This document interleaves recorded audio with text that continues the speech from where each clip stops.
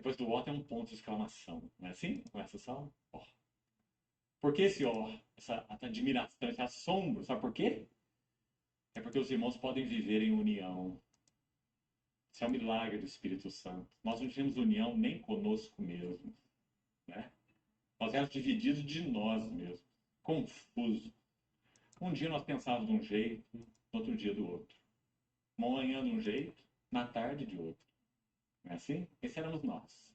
Então, ó, como é bom e agradável viver unidos, os irmãos. Os irmãos já pensaram no milagre que o Pentecoste significou? Você conhece bem judeu, não conhece? Judeu é um povo duro, uma mentalidade dura, estreita, né?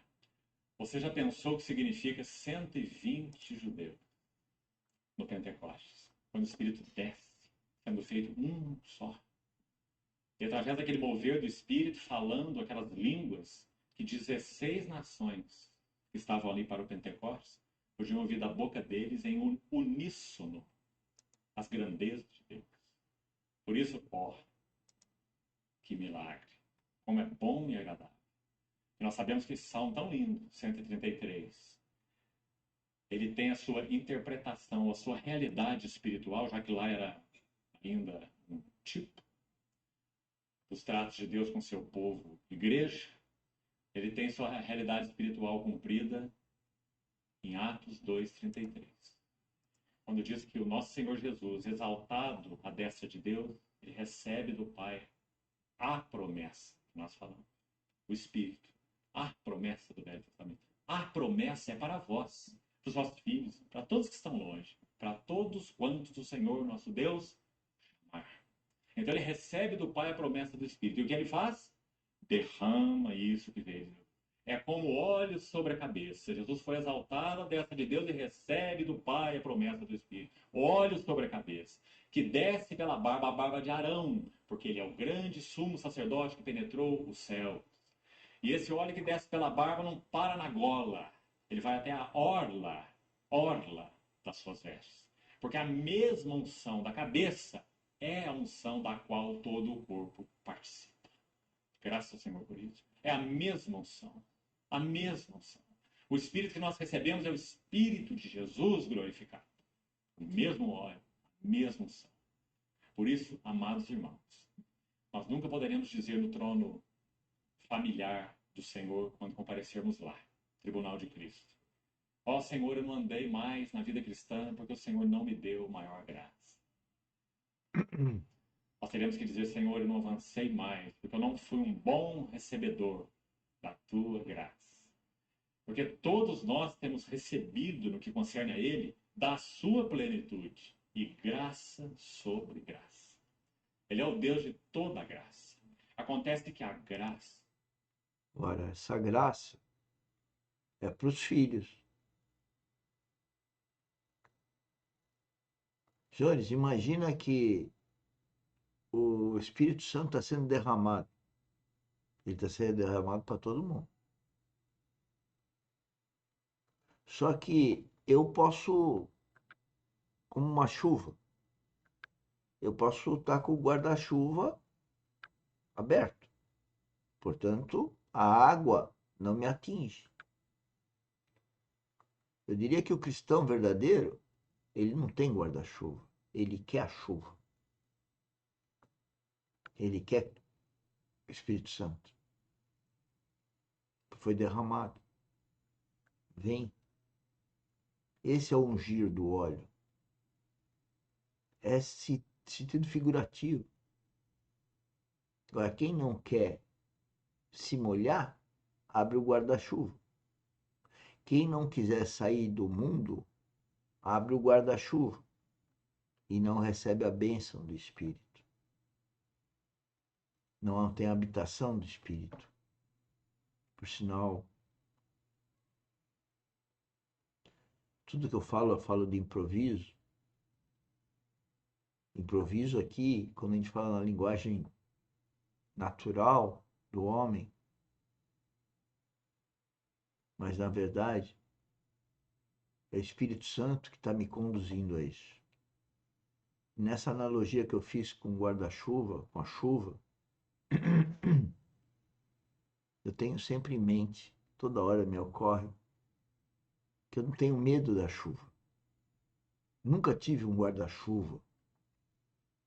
Nunca andei com guarda-chuva num carro, nem com capa.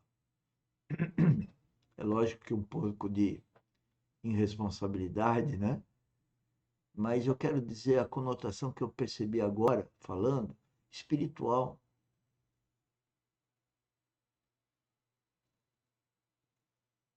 Quando o Romeu Bornelli gesticula, que fala que está caindo, como se fosse o óleo, ou que a bênção representa o Espírito Santo ser derramado.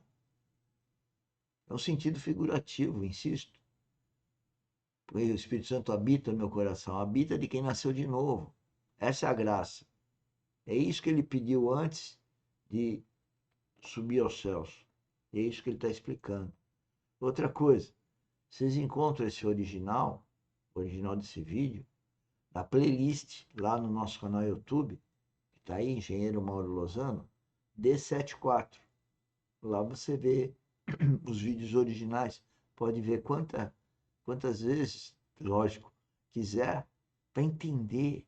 Eu ouço às vezes dezenas, mais de uma dezena, vamos falar assim, de vezes um vídeo. E depois de algum tempo ouço de novo. Por quê? Porque eu não estou ouvindo não só com meus ouvidos humanos, eu estou ouvindo o preletor, o Romeu Bornelli, mas com o meu coração eu estou tendo revelação. E cada dia é um dia. Então, se eu ouvir o mesmo vídeo daqui a um dia, 2 dias, um mês, 2 meses, um ano, eu vou ter revelações. Porque as revelações são quando Deus quer, de acordo com o propósito que Ele tem para cada um de nós. Não nos faz marionetes nas mãos do. A graça de Deus nos dá suporte que sem ela nós nunca teríamos. Nem por obras, nem por religião, nem por cultura, nem por educação, nem por desejo, nem por nada. Nós estávamos mortos, nós estávamos desmaiados. Mas quando a graça veio e nos deu vida, e a partir daí, nos dando vida, ela nos dá em Cristo e pelo Espírito todo o suporte para que, contando com a graça e nos posicionando na graça, nós possamos responder ao Espírito e andarmos segundo o Espírito. Porque a Bíblia é muito clara em dizer que nós podemos entristecer o Espírito, como nós vimos ontem. E mais do que isso, 1 Tessalonicenses 5 diz que nós podemos apagar o Espírito. Tão claro. Então que o Senhor nos ajude a compreender isso. A graça não nos torna marionetes. Nós nunca iremos falar para o nosso Senhor que faltou graça da parte dele. Nós teremos que dizer que a nossa medida não foi maior. Porque nós não alargamos o espaço da nossa tenda. Então, nada façais por partidarismo ou vanglória, isso que nós somos. Por nós, em nós, vanglória. Sabe aquela mão que vai à frente fazendo alguma coisa e aquela outra que vai aqui escondida, esperando receber outras em troca? Louvor, honra, reconhecimento. Quantas coisas nós fazemos uns para os outros, buscando reconhecimento. Isso é vanglória. Não é a mente de Cristo. É vanglória. Então, se não há lugar para o Espírito Santo aplicando a cruz, o que é aplicar a cruz? Aplicar a cruz é usar a Bíblia, a palavra inspirada de Deus, e lançar luz para nós, de quem Cristo é e de quem nós somos. Para que nós sejamos adoradores de Deus no Espírito, nos gloriemos em Cristo e não confiemos na carne. Filipenses 3, não é? E possamos ser aperfeiçoados em um viver genuinamente espiritual. Então, se isso não acontecer, está aqui o nosso resultado. Assembleia de Filipos será a nossa história. Paulo disse isso para eles por motivos muito específicos. Você sabe que ele chega a citar no capítulo 4 duas irmãs, dizendo: eu rogo, veja o amor dele, eu rogo a ti, meu fiel companheiro de jugo. Esse fiel companheiro de jugo é Epafrodito, que foi quem levou a oferta dos filipenses para Paulo, quando ele estava na prisão domiciliar em Roma, e trouxe de volta para os filipenses a carta de Paulo. Troca maravilhosa essa.